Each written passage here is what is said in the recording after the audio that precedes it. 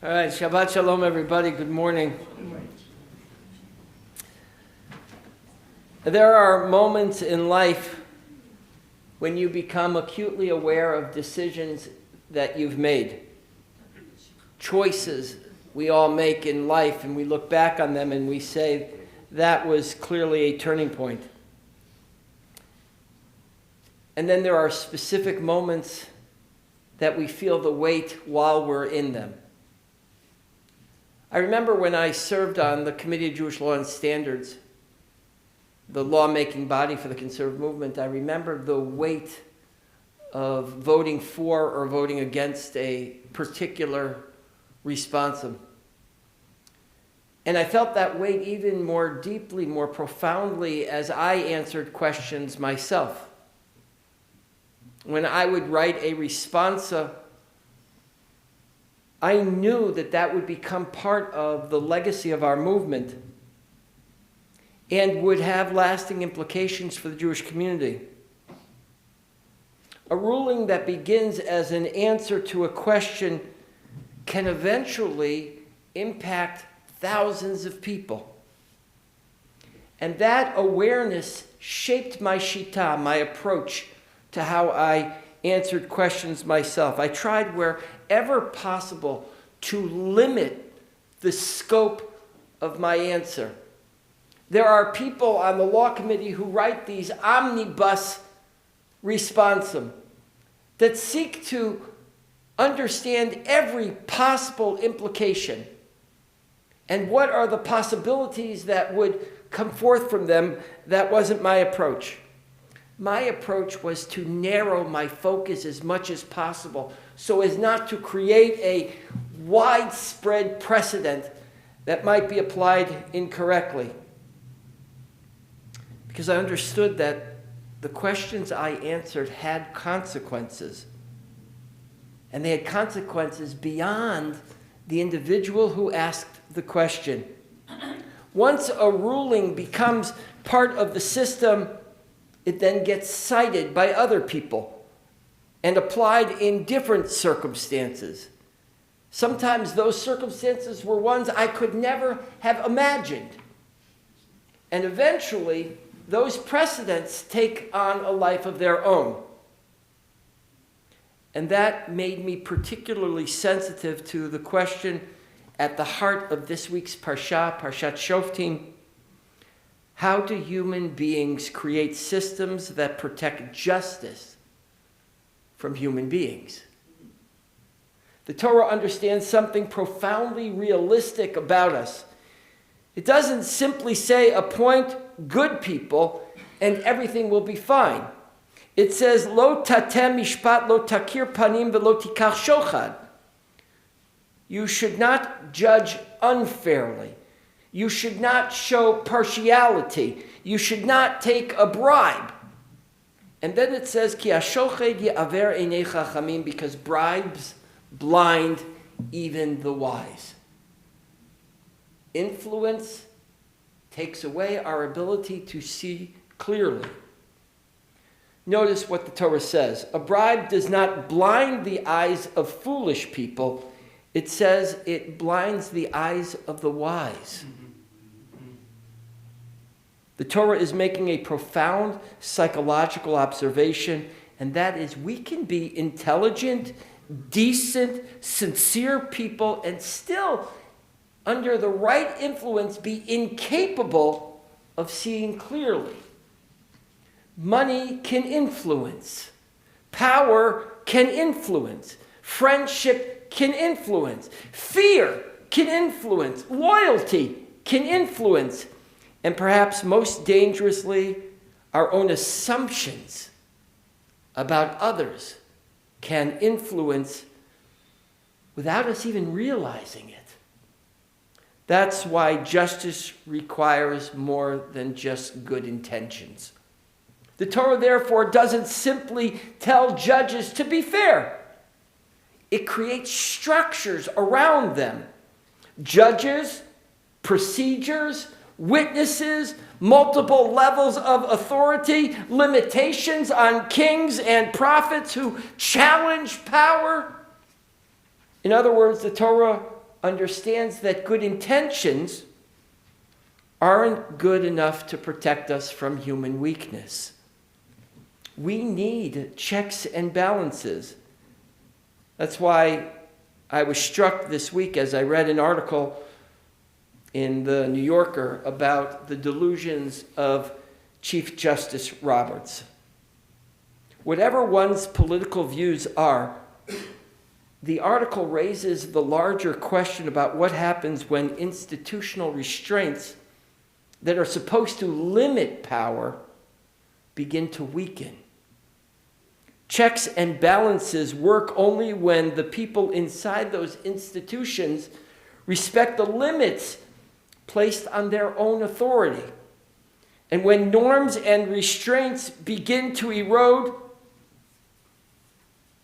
it rarely happens all at once. It happens incrementally. One decision, one exception, one accommodation, one precedent, and then another.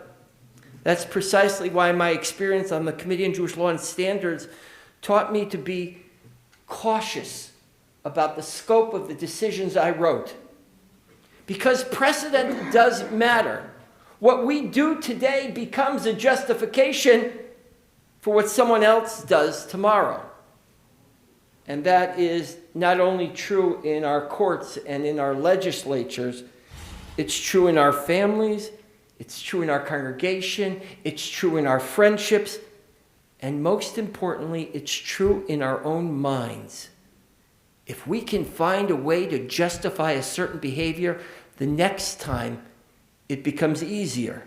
Shoftim v'shotrim titein licha b'chol sha'arecha. Judges and police officers are people who you should have in your life. The Svat Emet says something extraordinary. He's one of the most beautiful comments I read this week in preparing for this sermon. Lihiyot shofet v'shoter mashkiach al kol ha'argasha miptichat haratzon v'hacheshek shebalev. We need judges, says the Svat Emet, in our minds. We need police officers within ourselves. We need people who force us to stop and ask the question, why am I reacting this way? Why does this person bother me so much? Why am I so certain about what motivated him? Why can't I give people the benefit of the doubt but refuse to give that person the benefit of the doubt?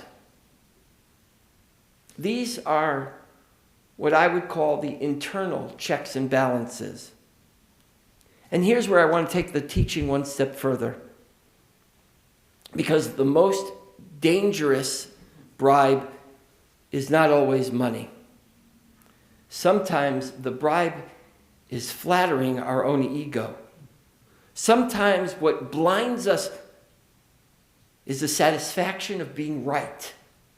Sometimes it's resentment, sometimes it's tribal loyalty, and sometimes it's something even more intimate, and that is a projection. Carl Jung wrote about the tendency to project onto other people aspects of ourselves we have difficulty recognizing or even accepting. We see something in another person and then we immediately conclude he's arrogant, she's selfish, he's controlling, she's judgmental. And perhaps sometimes we're right. But Jung asks us for a moment to pause and ask the simple question, what does that particularly provoke such a strong reaction for me? Could it be that I cannot tolerate in another person something that touches a nerve inside myself that I cannot tolerate within myself? The person who is always telling everyone what to do may irritate us because we ourselves need a sense of control in our lives.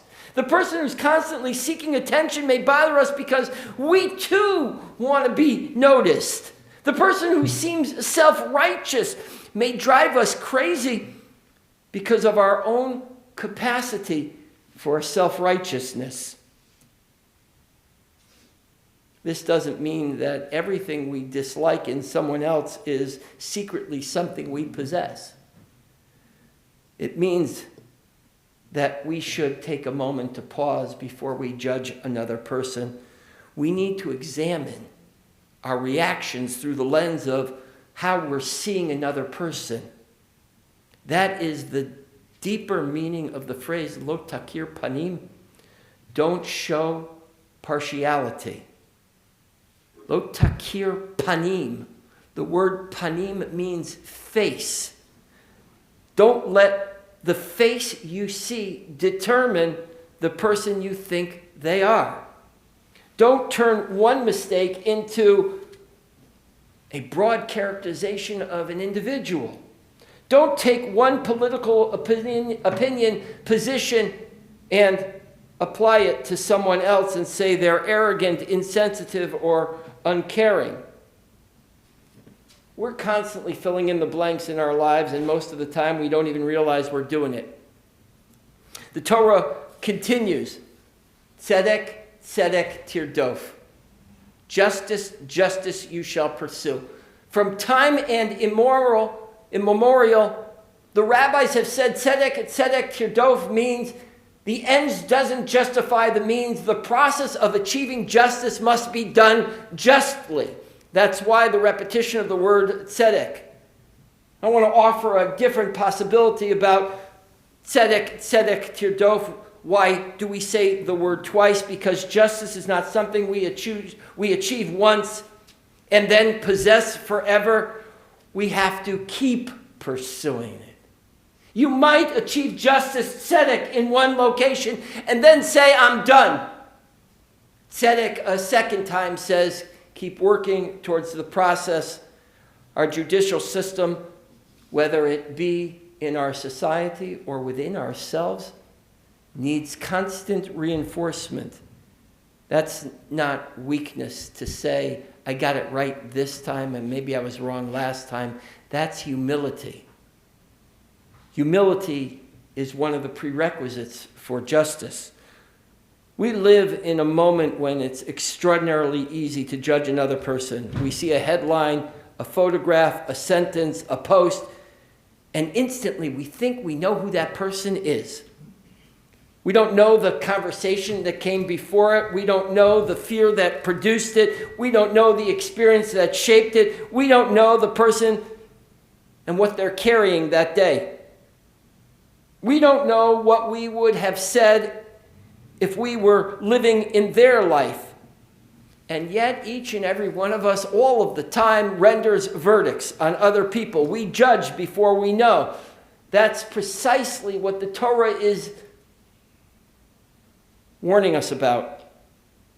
So the Torah gives us a spiritual discipline. Before you judge someone else, before you appoint yourself the judge, ask, what don't I know? What am I assuming? Am I seeing this person, or am I seeing my own projection of this person? And then comes the most beautiful statement in Pirkei Avot, Havei l'chol adam l'kaf zechut. Give everyone the benefit of the doubt.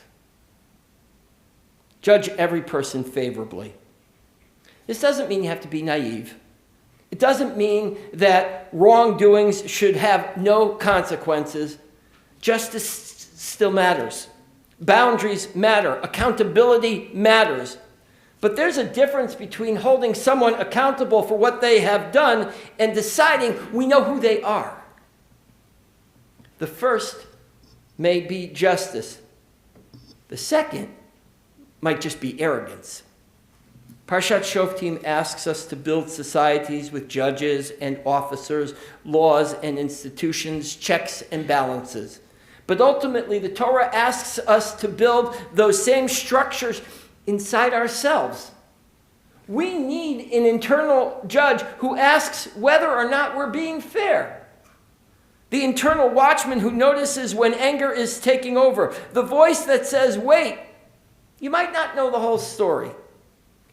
And a heart willing to say, a willing heart that's able to say, perhaps there's more to this person than what I see. That may be the hardest religious discipline of all, to judge with kindness, to give someone the benefit of the doubt, and to resist the pleasures of being certain about someone else's shortcomings. Because the person we're judging is, like us, a complicated human being, capable of selfishness and generosity.